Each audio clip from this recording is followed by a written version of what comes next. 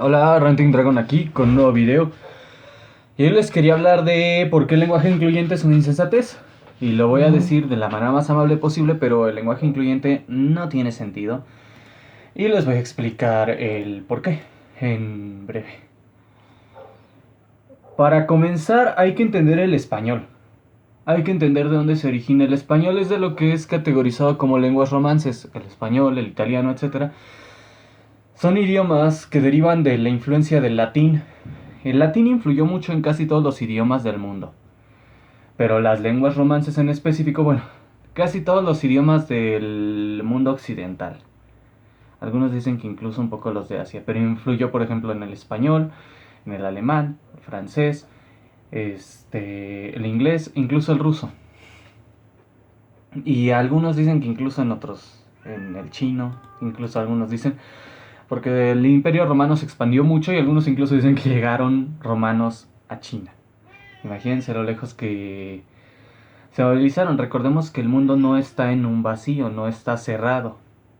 Esa es la cosa. El imperio romano expandió su cultura y su idioma. Y gracias a eso, tenemos una situación en la cual, pues, la gente habla latín. Así lo voy a poner. La gente habla latín. Todos tenían que hablar aunque fuera un poquito de latín, y algunos idiomas se vieron más influidos que otros, y los idiomas que son básicamente derivados casi completos del latín, como el italiano, son lo que llamamos lenguas romances. Las lenguas romances se caracterizan justamente por heredar aspectos del latín, y uno de esos aspectos es lo cual hace absurdo el lenguaje incluyente, lo cual de hecho hace malo el lenguaje incluyente, y se trata de lo que es el género gramatical. Nótese que el concepto de género gramatical es algo muy separado de la ideología de género en realidad. Lo que pasa es que el género gramatical no existe en todas las civilizaciones. Por ejemplo, en el inglés no hay género gramatical. En realidad, o sea, no hay palabras femeninas ni masculinas. O sea, no hay la puerta, hay the door. No hay el gato, hay the cat. No hay No hay el vicio, hay the drugs. No hay género gramatical porque no heredaron eso del latín. Justamente las lenguas germánicas y las lenguas anglosajonas, o sea, los que se vinculan a la lengua anglosajona como tal, que es el inglés, no tienen muchos de esos aspectos porque no los heredaron del latín. Pero el español, el italiano, sí los tienen porque, de nuevo... Bueno, creo que el alemán sí. Creo que el alemán sí tiene este género gramatical ahora que lo recuerdo. Pero no es igual... No se usa exactamente igual que en el español, no se usa exactamente igual que en el italiano. Porque, de nuevo, no fue heredado del latín. En el inglés en particular, es una de las lenguas que más concisas se volvieron por diferentes contextos históricos y culturales. Es una lengua que no tiene género gramatical, tiene lo menos posible de preposiciones. Básicamente busca ser un idioma muy muy conciso, muy simple. La cosa está en que el latín no era así. El latín sí era más complejo. Por eso a muchos se les hace difícil aprenderlo, porque tiene cosas que uno no entiende por la falta de contexto. Y ese es el problema. El latín tenía tres géneros: neutro, masculino y femenino, siendo usados para diferentes palabras y no algo como lo que vemos ahora. Entonces tenías que hay palabras neutras, hay palabras masculinas y palabras femeninas. Y está esta cosa de las declinaciones. No les voy a dar una clase de latín, así que no se los voy a explicar con todo lujo de detalle. Se los voy a explicar rápido. Está esta cosa de las declinaciones que dependía de básicamente de cómo terminaban las palabras. Entonces tienes que, por ejemplo, yo era ego. Y en plural era mei, en nosotros. Casi todas las terminaciones en us son plurales. La cosa es que cada palabra tenía sus declinaciones y eran muchas distintas. Eh, este, por ejemplo, justamente sum es soy, sumus es somos. Y aquí es donde creo que ya se van haciendo la idea de cómo fue que se borró básicamente el neutro. O más bien porque el neutro muchas veces en el español, y es que esa es la realidad, porque muchas veces el neutro en el español se parece al masculino. El neutro en el español sí existe. No son les niñes, no son los niños como masculino, ni son las niñas. Lo que pasa es que antes había una palabra para niño, una palabra para niña y una palabra para niño en neutro, siendo, si mal no recuerdo, la palabra para niño en neutro puer. Creo que sí era puer. Y no me acuerdo cuáles eran las que eran para niño y niña. Este... No, es que puer era neutro y también masculino. Y puela era femenino. De ahí va. De que algunas palabras en el neutro, ya me acordé, algunas palabras en el neutro se parecen al masculino, otras son el masculino. Y como se dan cuenta muchas palabras del femenino, cuando básicamente se derivaban del masculino, o sea, era puer, niño, puela, niña. Esto debido en parte a razones culturales e históricas de Roma que son irrelevantes en este momento. O sea, en serio, son sumamente irrelevantes para lo que estoy diciendo. Lo que estoy diciendo es, con el tiempo empezó a mutar así. Y de hecho, muchas palabras neutras, pues se les hizo muy complicado a las otras culturas, entonces lo que hacían era, pues es masculino, o es femenino. Y entonces es cuando empezamos a tener estas cosas, no necesariamente, pero justamente de que empiezan a haber casos en los cuales los plurales, por ejemplo, los plurales neutros se vuelven femeninos o masculinos dependiendo del contexto, dependiendo de la categoría de la que se esté hablando, y básicamente queda una situación en la que es masculino o es femenino, y el neutro desaparece porque qué complicado. Qué complicado. Esa es la razón.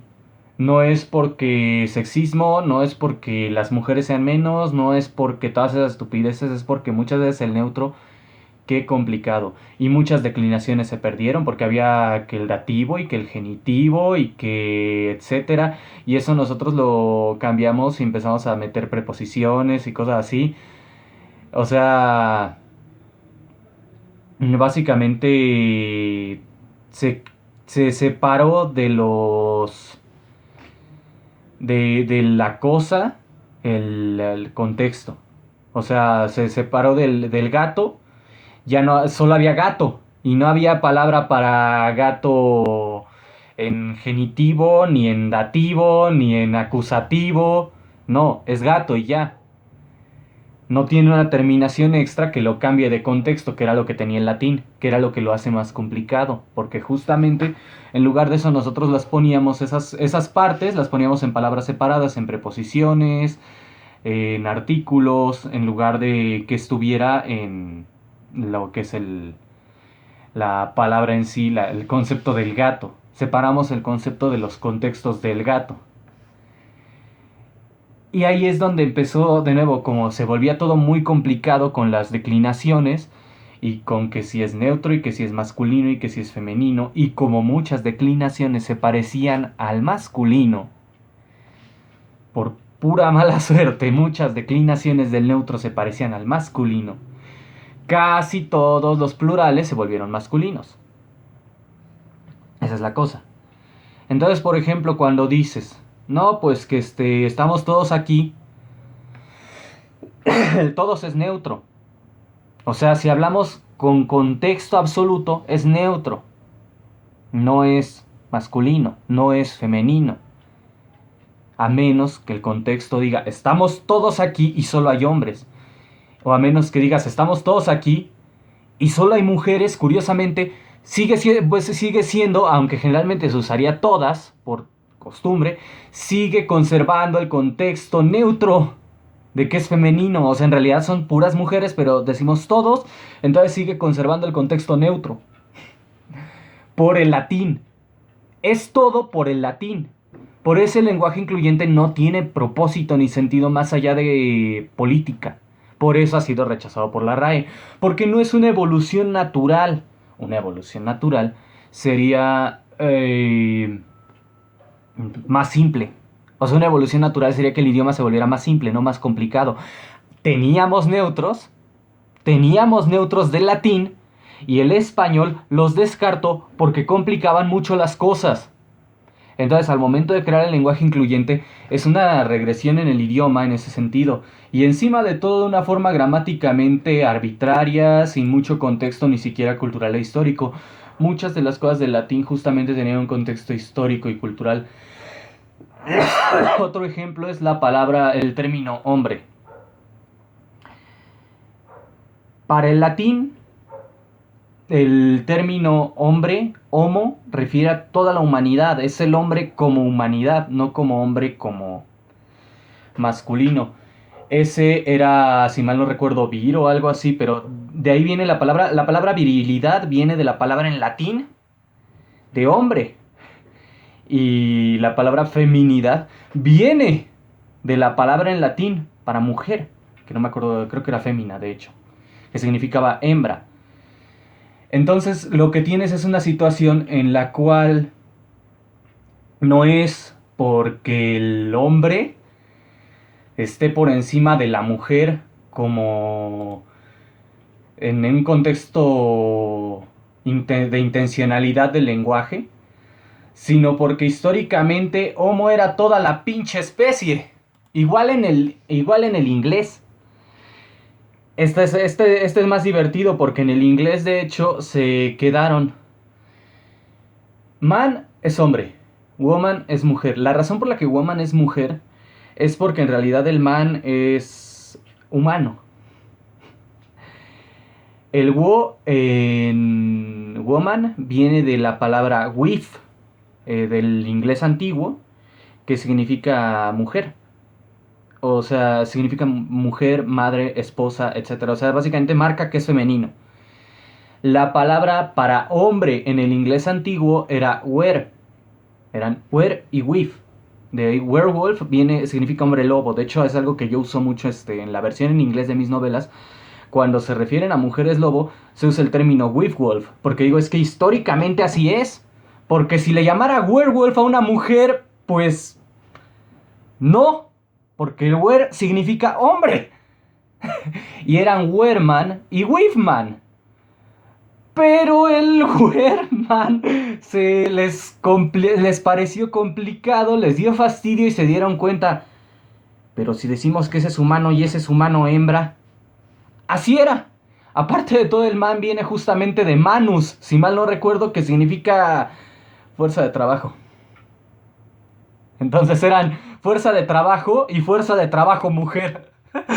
Antes eran fuerza de trabajo hombre y fuerza de trabajo mujer. Y era ahora más fácil. Fuerza de trabajo y fuerza de trabajo mujer. Está ojete. Pero de hecho justamente la palabra para man tiene el mismo origen etimológico que la palabra para mano. Justamente refería a eso. A que básicamente era un conteo de personas. Era fuerza de trabajo, manos. Contamos manos como fuerza de trabajo, entonces los contamos como personas. De bien humano. De que nos básicamente homo, somos unidades. Eso es para ellos era eso, unidad. Unidad persona. Es tan frío que hasta duele. Es tan frío cuando lo analizas que hasta duele. Y justamente es que el romano, y de hecho las lenguas germánicas un poco también, son fríos a la hora de contar a las personas porque eran idiomas militares. Entonces justamente era pues como cuando dices cabezas de ganado. Entonces de ahí pasó que el término hombre se puede usar como neutro, como humanidad, como especie. El hombre no refiere nada más a hombres y a mujeres, sino al contexto histórico de que la palabra para hombre hablaba de humanidad en general. Justamente también mankind, man, justamente básicamente es unidades especie humana. ningen, para cambiar un poco, para que te hagas la idea, usamos la palabra para humano en japonés, conteo de ningen. Es que esa es la cosa. No sé, cada palabra tiene su origen etimológico y básicamente cuando los vas analizando, pues básicamente te das cuenta que en realidad no son más que conceptos para tomar en cuenta que algo existe. Existencia humano sería, es complicado justamente explicarlo porque implica tendrías que hablar otro idioma para que se pudiera explicar fácilmente. Por eso usé el inglés como referencia para explicar un contexto similar. Lo que pasa es que estamos contando personas. Eso es lo que pasa. Persona uno, persona 2, persona 3. Cuando son persona hombre, werman, vir. Cuando es persona mujer, wivman, fem. Y cuando es persona neutro, man, homo. Y para reducir la complicación, le quitaron aquí un pedazo a la persona masculino, le quitaron un pedazo y lo dejaron junto con el, nada más como humano. Sí hay un poco de contexto en el cual se le veía menos a la mujer, pero también en el cual o sea, básicamente el contexto era malas interpretaciones de las funciones sociales de hombres y mujeres en el contexto evolutivo. O lo que es lo mismo, como no es lo mismo la fuerza de trabajo hombre que fuerza de trabajo mujer en un contexto histórico evolutivo, no son lo mismo en un contexto verbal. Y curiosamente, a veces se usaba para ver como menos al hombre, o sea, como menos privilegiado al hombre porque pinche fuerza de trabajo, pinche obrero. Y otras veces como menos a la mujer porque no puede hacer lo que un obrero. Y básicamente nada más era chingar a los de abajo. Porque los nobles no se verían afectados por estos cambios lingüísticos socialmente, los nobles vivían bien. Era chingar a los de abajo, porque a los nobles siempre les ha importado un pito los obreros. Esa sí es una realidad, esa sí es una realidad de cualquier sistema. A los nobles les importan un pito los obreros, entonces justamente todo era control de obreros. Todo el idioma era control de obreros en cierta forma en algunos contextos. La cosa es que con el tiempo, como ya dije, empezó a evolucionar y muchos neutros se perdieron porque complicaban las cosas. Pero por ejemplo, el esperanto es un idioma que deriva del latín, un idioma construido, un idioma artificial, y en todo es neutro y todo termina en no. Evolúo es evolución, bobo es bovino, o sea, tanto vaca como toro. Y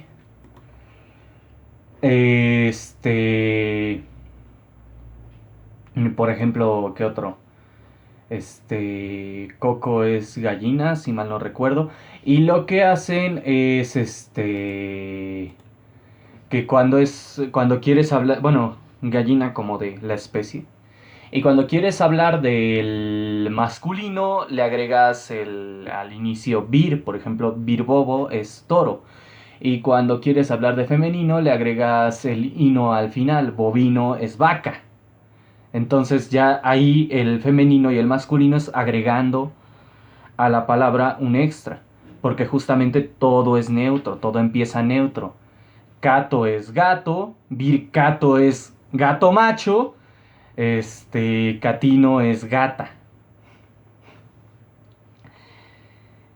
Y de todas formas hay gente que se queja de que el esperanto no es lo suficientemente favorecible a las mujeres. Y tiene que ver con algunas palabras. Por ejemplo, patro es padre, tanto masculino como femenino es el neutro. Virpatro es el papá. Patrino es la mamá. Y entonces ahora hay gente que se queja porque no, es que debería de ser matrino. Y es como, puta madre. Y de ahí salió otro idioma construido que se llama Ido, digo. Se llama Ido. Bueno, los diferentes tipos de idioma que les llaman Ido, que son llamados Ido porque Ido es el sufijo para hijo en esperanto. Entonces, catido es gatito o hijo de gato. Entonces, estos idiomas llamados Ido es porque son los hijos del esperanto. Complica las cosas. Cada que tratan de combatir el sexismo, alterando el idioma de una manera no natural, de una manera no orgánica, que no es por un proceso de contextos históricos y culturales que estén pasando, lo hacen más complicado, porque los idiomas están siempre en la tendencia de hacerse más simples. Como ya dije, muchas palabras en el inglés no tienen género. Door siempre será puerta, no hay una puerta hombre ni una puerta mujer, entonces es door. Algunas palabras sí tienen, por el contexto histórico y cultural, sí tienen género. Por ejemplo, tienes chicken, es pollo, todo tipo de gallina, todo tipo de gallinacia. Chicken puede ser macho o hembra. Rooster es un gallo y hen es una gallina. Pero es por el contexto histórico de las palabras. De hecho, también, curiosamente, hay otra palabra que no me aviento a usar, pero ustedes ya saben cuál es porque la usan para otro contexto, que es otra forma de referirse al gallo. Y que de hecho es curiosamente va en la palabra cocatriz, lo cual es raro porque el cocatriz suele ser hembra. Va más como una especie de reptil hermafrodita, así que pues ya se hacen a la idea de la palabra que estoy hablando.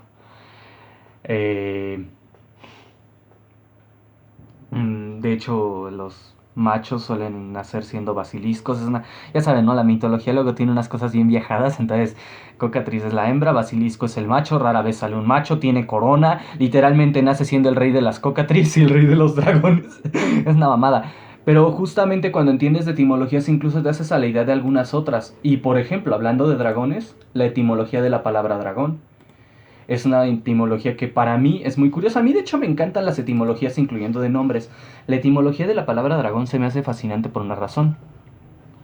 Dragón viene del latín draco, que viene del griego dracon, que viene del indoeuropeo o protoindoeuropeo drac no sé qué cosa, que significa el que mira. Y justamente del indoeuropeo y del protoindoeuropeo pasa al... El protoindoeuropeo o el indoeuropeo, no me acuerdo cuál es de los dos, es lo que conocen como ario. Pasa al griego, donde el que mira ahora significa serpiente porque, puta, las serpientes no dejan de mirarme. No, en serio, todo viene del miedo a las serpientes. Los dragones básicamente son serpientes, serpientes que no paran de mirarte fijamente. Son serpientes de mirada fija de Sur Sri Lanka. La rana mexicana de mirada fija de Sur Sri Lanka es una referencia a South Park para los que no la recuerden. Ah, es una serpiente que mira fijamente. Eso es lo que significa dragón.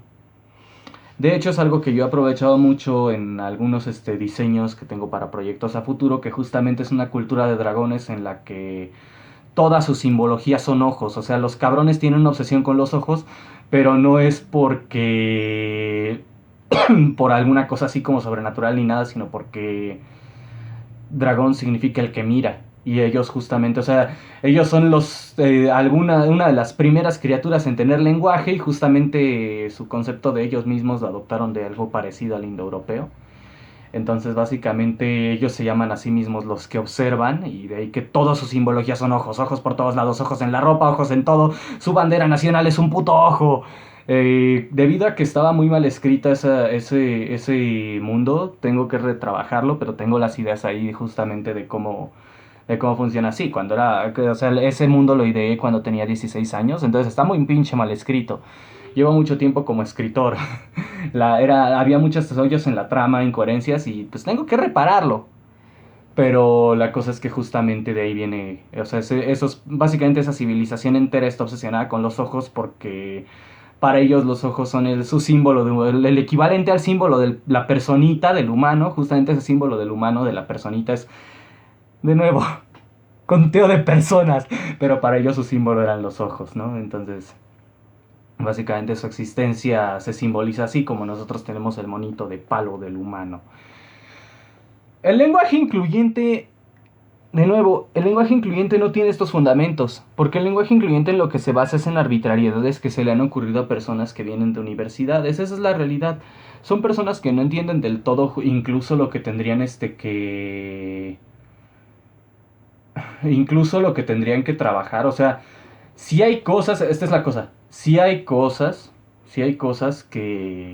o sea, que saben estas personas. No voy a decir, ay, son sumamente ignorantes, imbéciles, porque eso me haría sonar como que nada más trato de desvirtuarlo sin ninguna funcionalidad, nada más hacia a la pura mala onda. No, sí tienen conocimientos, pero sus conocimientos están limitados básicamente a... Los conocimientos están limitados básicamente a entender lo básico de los temas que van a manejar. con el expreso propósito, con el único propósito de controlar el lenguaje. Y no es exagerar, realmente es con esa intención. O sea, ellos básicamente tienen la idea de yo controlo el lenguaje, controlo la mente, que es algo que sí, o sea, sí está en sus doctrinas. Controlas el lenguaje, controlas la mente. Y entonces básicamente con el poco conocimiento que tengan de lingüística, que va a ser más que el de la gente común, van a armar este tipo de construcciones artificiales que no emergen de manera natural. Y eso es por lo que nos causan mucho rechazo, de hecho. O sea, la gente que no comparte sus ideologías reaccionan con rechazo a eso por la misma razón por la que tú no hablas exactamente igual que otras subculturas. O sea, si te das cuenta, yo no tengo las mismas expresiones que usan en los que llaman buchones, los del norte. Ellos tienen sus expresiones que vienen de su subcultura, aunque los dos somos mexicanos, los dos vivimos en México, hablamos español. Ellos tienen sus propias expresiones. La cosa es que no vas a ver a un buchón haciéndole presión a un provinciano o a un chilango de hablar como ellos. Esa es la cosa.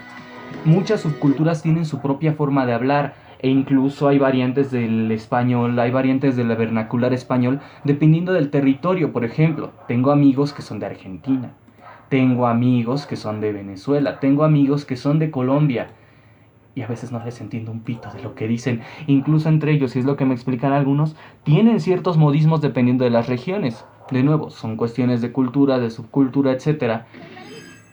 Por ejemplo, también algunas tribus urbanas usan expresiones que no vas a oír en otras.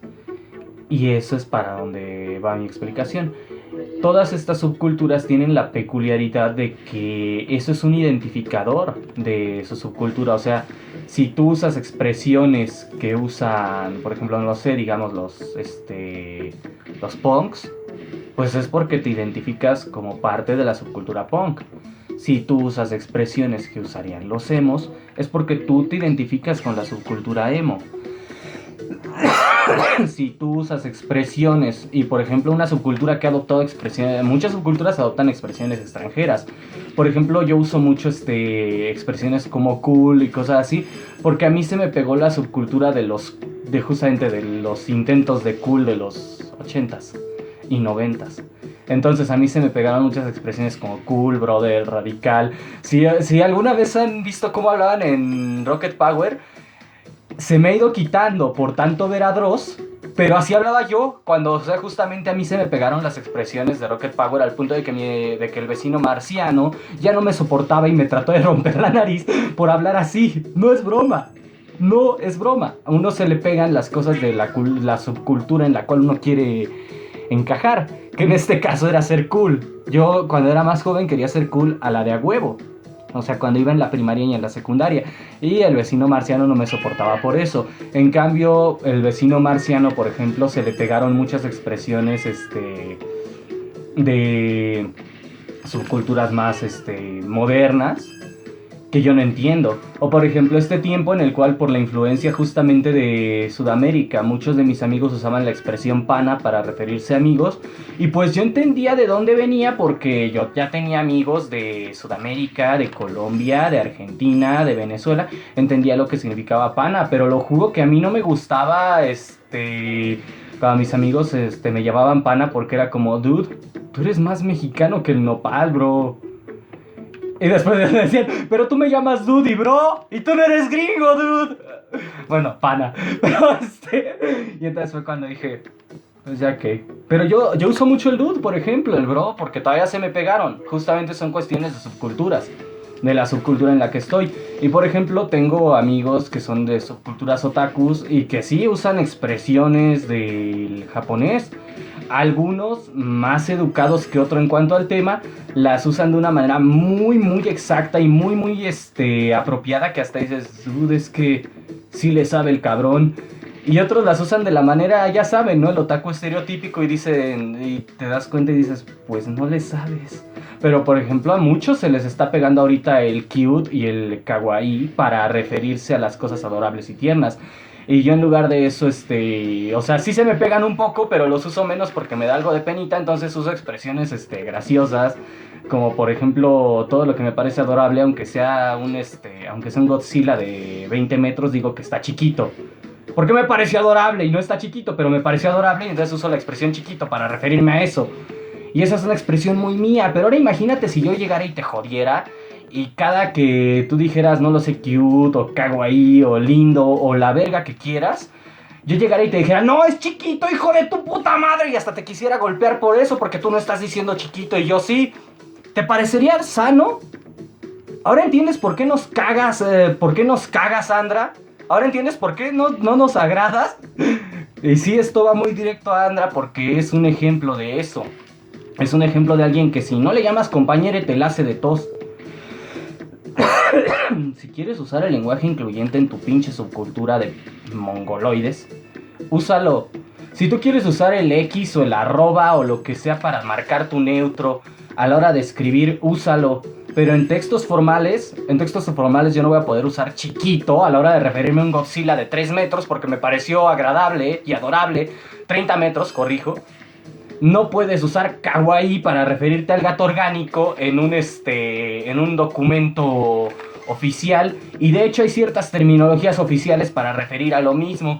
Términos como tierno y adorable se usan mucho para referir a estos contextos y no son muy comunes a menos que estés estudiando un tema como la neotenia, que es justamente cuando para verse más adorables los animales se ven más jóvenes con el propósito de que no los maten, porque resulta que la neotenia hace, y desde la época de los dinosaurios, que al parecerse a las crías los otros animales se nieguen a matarlos. Luego les explico más al respecto.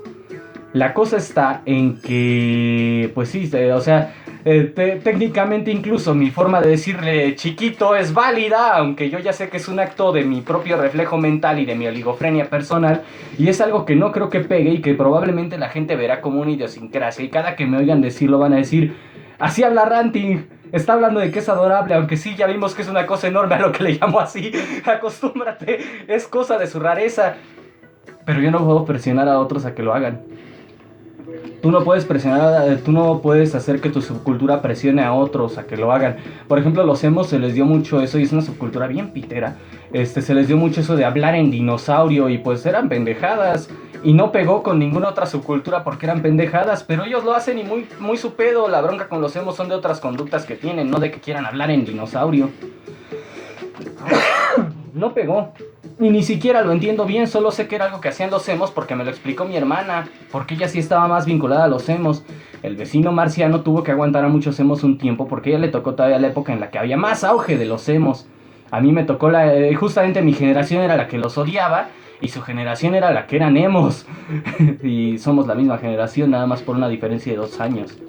O lo que es lo mismo, los hermanos mayores le hacían bullying a los hermanos menores. Vamos a ser honestos. Los hemos una porquería, pero los que les hacían bullying también. Todo tiene un contexto histórico, todo tiene un contexto cultural. Y el lenguaje incluyente es básicamente una cosa inventada por la subcultura de lo políticamente correcto, de la extrema izquierda y de estas ideologías justamente basadas en el marxismo, como una especie de identificador entre ellos. El problema está en que como estas subculturas son sumamente autoritarias porque están basadas en el marxismo, ya casi termino el video. Como están basadas en el marxismo son sumamente autoritarias y tienen la obligación de forzarte a participar en lo que ellos participan, aunque a ti no te parezca, aunque a ti no te guste, no te sirva o no lo quieras hacer. Ahí es donde entra una frase, una enseñanza que de hecho menciona el viejo Jordan B. Peterson, que para algunas cosas pues sí está muy viejo y por lo tanto no entiende contextos, o sea, sí está senil para unas cosas, pero para esto sí es útil lo que él enseña. Una frase que él mencionó respecto justamente a algo parecido a lo de los pronombres y los múltiples géneros que se han estado inventando, los justamente políticamente correctos, él explicó una cosa. Dijo una expresión, curiosamente regresamos al latín, una expresión en latín que es cui bono. ¿Quién se beneficia de esto? Él decía, cuando te pidan que hagas un cambio en tu vida, di cui bono. ¿Quién se beneficia de esto? Pregúntatelo a ti mismo. Si no beneficia a nadie, no lo hagas. Si no te beneficia a ti, pregunta por qué tendrías que hacerlo. ¿Qué ¿Qué beneficio tan importante puede ser para que tú tengas que hacerlo? No la persona que quiere que lo hagas. Y si beneficia a una persona en específico, pregúntate qué representa esa persona para ti. Porque así entonces vas a saber si vale la pena al menos conceder un poco, o si simplemente le vas a decir que no, porque no te beneficia a ti en nada. Y nada más es para darle control sobre ti a esa persona. Esa es la razón por la que yo no quiero ser partícipe en ninguna de estas cosas. Y por la que yo voy a decir chiquito cuando los demás estén diciendo kawaii. Y me importa un pito si te molesta. Y cuando tú quieras decir kawaii, no te voy a decir que digas chiquito, pero sí voy a decir, es que, o sea, mi cerebro va a procesarlo. Es que es la misma idea. Pero yo no te voy a presionar a nada, porque va a contra de mis principios. Pero ese es el problema con la gente que está metida en ese rollo del lenguaje incluyente. Para ellos, el beneficio, la respuesta al cui bono es su causa política. No es como que realmente ellos dicen que les haces daño al no participar en eso. No es que les hagas daño material, es que les molesta que tú no quieras ser parte de su ideología. O sea, esa es la cosa. Y nótese que ya ni siquiera lo estoy diciendo porque muchos dicen, es que no quiere ser parte de su enfermedad mental, porque pues son más cáusticos al respecto. Sí entienden que esta cosa es muy incómoda, muy desagradable y manipuladora. Ellos le llaman enfermedad mental por lo mismo. En ese no quiere ser partícipe de su enfermedad mental, ¿no? Yo lo estoy diciendo de manera más amable, aunque sí pienso que es un poco enfermo. De alguna manera no me parece sano. Lo voy a decir de la manera más educada posible. No quiere ser parte de su ideología, y como ellos consideran su ideología como parte de su vida, parte de su identidad, justamente yo diría que es donde recae la enfermedad mental de todo esto. Como para ellos su ideología es más grande que su existencia, es lo más grande que tienen, es lo más valioso que tienen, como para ellos su ideología es un tesoro, les enfada que tú no quieras ser parte de eso. Como cualquier fanático, un ejemplo de los fanáticos religiosos, su ideología lo es todo, y entonces no toleran que tú no quieras ser parte de eso. Cuando tú has visto que un católico se pone heavy porque tú no quieres rezar, y yo por ejemplo yo no soy católico, de hecho yo soy abiertamente pagano. En sí mi inclinación religiosa se parece a una combinación de Shinto, budismo con un poco de otras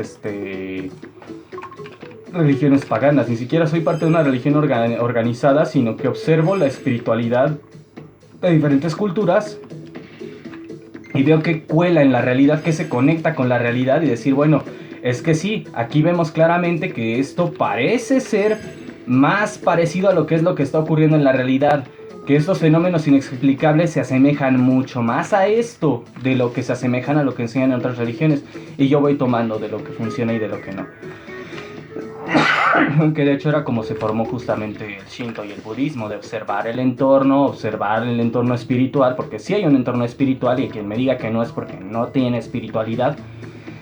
Observar el entorno espiritual, observar el entorno material, ver dónde conectan, entenderlos, y de ahí ir sacando conclusiones. De ahí justamente sale que mucho de lo que es el anime y el manga se parecen mucho a lo que enseñan incluso en doctrinas espirituales que no son el Shinto y el budismo, pero que se siente que dices, es que sí es posible, y los estudios espirituales parecieran indicar que sí es así.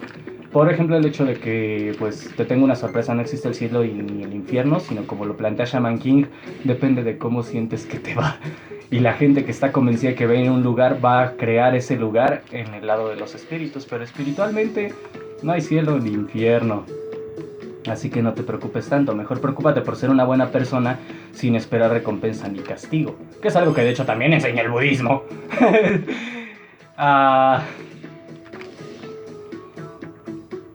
Al final, pues, esto es como una religión. O sea, bueno, las ideologías y las religiones se parecen mucho cuando se trata de fanatismo. Yo no soy partícipe de ninguna religión establecida, pero sí he notado la agresividad de las religiones establecidas ante sistemas de creencias alternativos. Justamente paganos, hippies, budistas incluso. O sea, aquí en mi ciudad, en Querétaro, a los budistas se les pintó un tiempo como demoníacos, y lo digo porque a mí me tocó que mis vecinos en general, pero específicamente dos vecinas, estaban convencidas de que el budismo era una religión de adoradores del diablo que iba a hacer sacrificios humanos, porque alguien esparció el rumor, no por algo real. Entonces eran muy agresivas hacia los budistas. Y los budistas son una religión, de hecho, que se basa mucho en hacer lo menos posible daño, porque, le haces daño, mal karma, y haces daño y te alejas de la iluminación. Entonces, sacrificios humanos, ni locos, ellos nunca harían un sacrificio humano. El budismo considera el sacrificio humano como algo inaceptable, excepto por actos de autosacrificio, pero esos son voluntarios y no es con la idea de que te hagas daño, es con la idea de hacer el bien al otro. Pero como ya dije, mucha de esta gente, por rumores, por mentiras y por la misma agresividad de su religión hacia otras, creían en esto. Y eso es lo que pasa con el lenguaje incluyente, con todas estas personas, como sus ideologías han llegado al punto de convertirse en algo cuasi religioso. No religioso, porque para que sea religioso tienen que tener todavía más, ¿cómo decirlo? Más... Tienen que estar incluso entre ellos más unificados, que es algo que si no lo han notado en las peleas entre feministas y otros grupos, no tienen. O sea, no tienen la suficiente unidad entre sí para formarse como tal, como una religión, pero sí se parecen mucho a una secta. Aparte de todo, sería una religión sin dioses. Es algo complicado de explicar. La cosa es que como tienen ciertos tintes religiosos en su subcultura, y como son una religión agresiva, totalitaria y autoritaria, totalitario significa que tiene que estar en todo, autoritario significa que tienes que obedecerlo a fuerzas, totalitario y autoritario no son lo mismo, pero casi siempre van de la mano. Como son una subcultura totalitaria y autoritaria con tintes religiosos, y que la única cosa en la que no es religiosa es en que no tiene un templo establecido, no tiene edificios y no tiene exención de impuestos, por lo mismo, como funcionan casi como una religión, necesitan que tú creas. Es como la Inquisición española. La Inquisición española no lo hacía por joder nada más, lo hacía porque estaban convencidos de que si tú que estás viendo esto no creías, para ellos eso era algo malo, porque les iba a pasar algo malo a ellos, porque su Dios los iba a castigar a ellos y a ti. Es lo mismo, es el mismo sistema. Es el mismo sistema, pero ahora bajo la bandera de la igualdad, bajo la bandera de la justicia. Estamos lidiando básicamente con militantes religiosos de una religión sin Dios. Suena feo. A mí no me gusta decir las cosas así, pero así son. Suena feo porque aparte de todo a mí me da hasta un poco de miedo, porque sí me quedo pensando, es que esta gente va a hacer lo mismo que hacía la Inquisición española. Y de hecho muchos han señalado que estamos en una nueva Inquisición a través de ellos. Y sí se siente un poco así, sí se percibe un poco así. Porque así es como lo han manejado. O sea, lo han manejado de estás conmigo o en mi contra. Si tus amigos no piensan así, aléjate de ellos. Si tu familia no piensa así, aléjate de ellos. Eso es lo que hacen muchas religiones para evitar que tú veas posiciones contrarias. Eso es lo que me tocó ver con estas vecinas, que eran muy agresivas con mi familia, porque pues, mi familia eran principalmente ateos.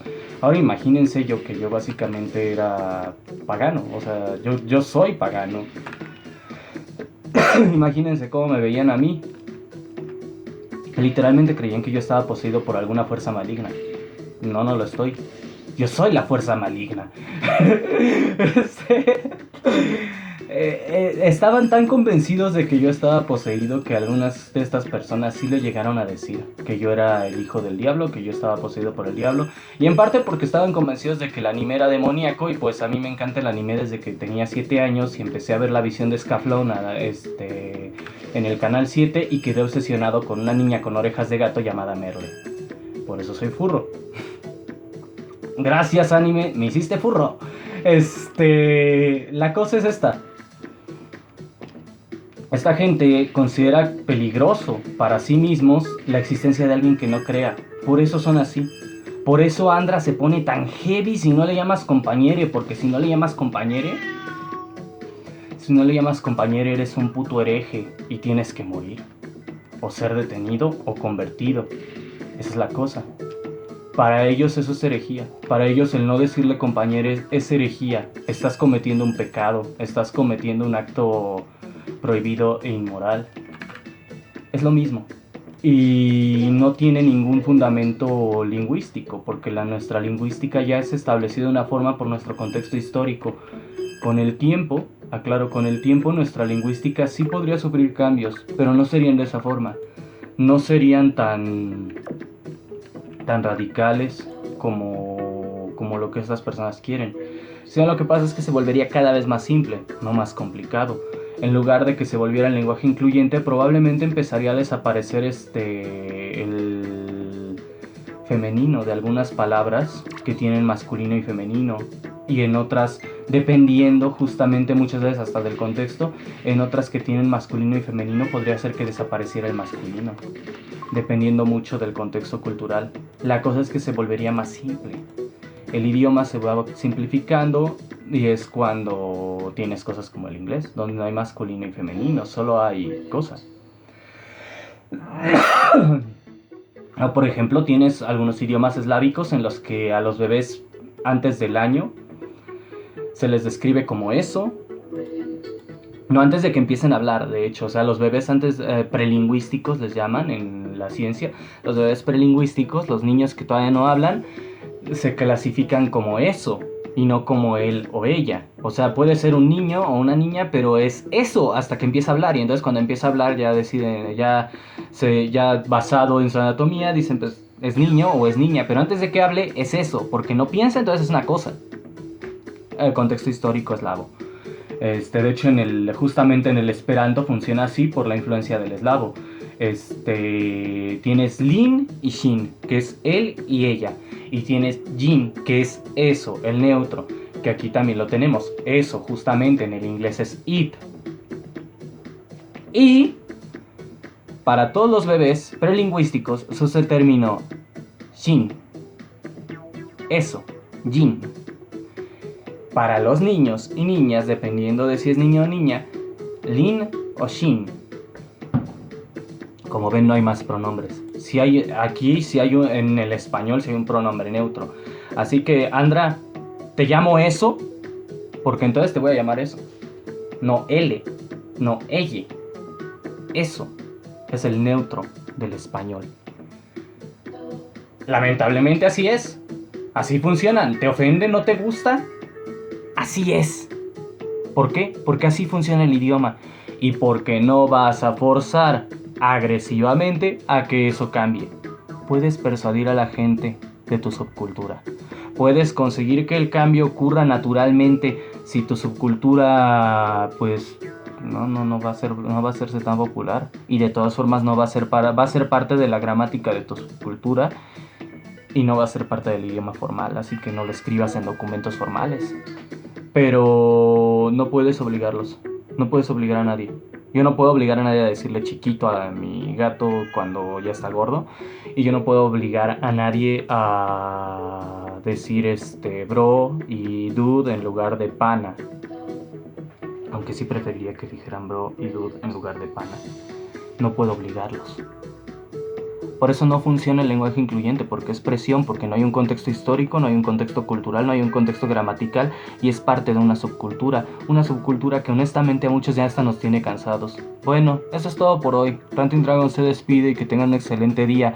Y si te oigo que no le dices a Godzilla chiquito, te aplasto la cabeza. ¡Es broma! ¡Es broma, por favor! ¡No se enojen!